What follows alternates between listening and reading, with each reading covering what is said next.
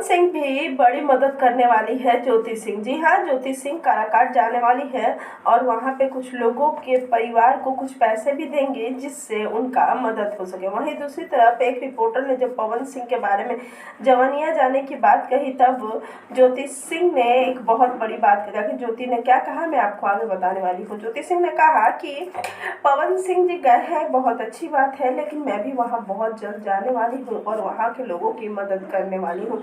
भले ही पवन सिंह जी ने बांस और तिरपाल देकर लोगों की मदद की, वहीं ज्योति सिंह ने सोशल मीडिया पे इस तरह की बात करके अपनी पति की प्रतिष्ठा जरूर बढ़ाई। उनका कहना था कि पवन सिंह जी ने जो किया वो सराहनीय है, आगे भी इस काम को करें। सोशल मीडिया पे ज्योति की बहुत सारी तस्वीरें काफ़ी ज़्यादा वायरल हो रही है जिसमें वो अलग अलग लोगों की अलग अलग तरीके से मदद करे। वैसे आपको ज्योति सिंह क्या नेता के रूप में स्वीकार है? कमेंट में ज़रूर बताइएगा। वीडियो को लाइक और चैनल को सब्सक्राइब करना आप लोग बिल्कुल भी ना भूलिएगा।